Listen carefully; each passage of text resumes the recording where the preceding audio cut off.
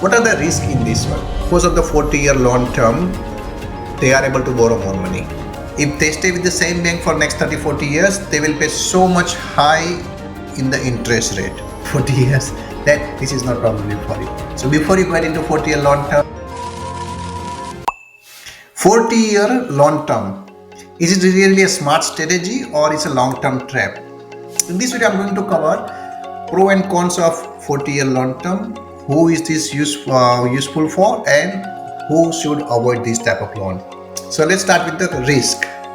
Because see, one thing I enjoy doing is I want to educate people about a lot of different options in the market, and hopefully I want to help them avoid making some mistakes. So first of all, what are the risks in this one? If someone owner occupier, first home buyer, their borrowing capacity is lower, but because of the 40-year long term, they are able to borrow more money. And without doing much calculation, without talking to expert, they may just go to the bank and just say, hey, give me the 40-year long term and this is the borrowing I need. Done. They don't have any plan to move out, or they don't have any plan to pay extra money, nothing. They just simply want the money, 40-year long term, and get the job done. What it means is, if they are able to borrow more money, they may end up offering more money to the property as well. So they might overpay in the property. If they stay with the same bank for next 30-40 years, they will pay so much high in the interest rate.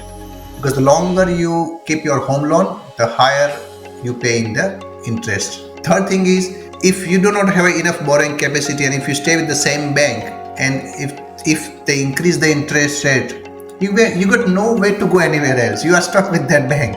So you may have to pay higher interest rate. You cannot switch the bank because you don't have borrowing capacity for 30-year or lower long term.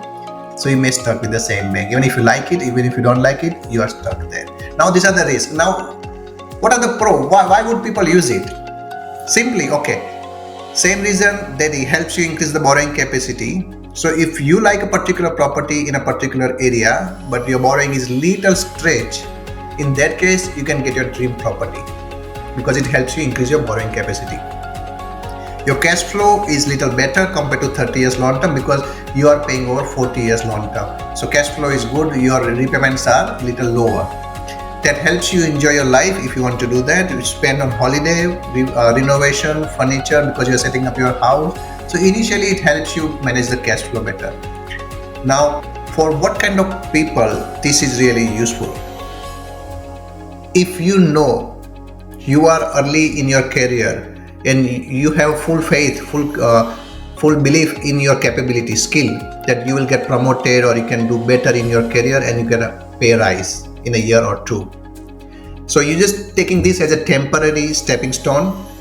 Just get the work done, get the job done, get the money you need, and for 1 or 2 years.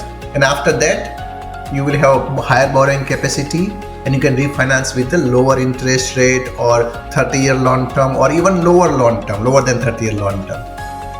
In that case, it is useful for you. So, but if you know you are a person like, okay, once you buy, you set and forget for next 30-40 years, then this is not probably for you. So before you get into 40-year long term, do your due diligence, weigh out your pro and cons, what you're getting, what you're losing, everything, and then you can make a decision. This is Priyank Patel, buyer's agent. We help people across Australia making a right informed decision based on data and strategy. Thank you so much for watching this video. See you in the next video.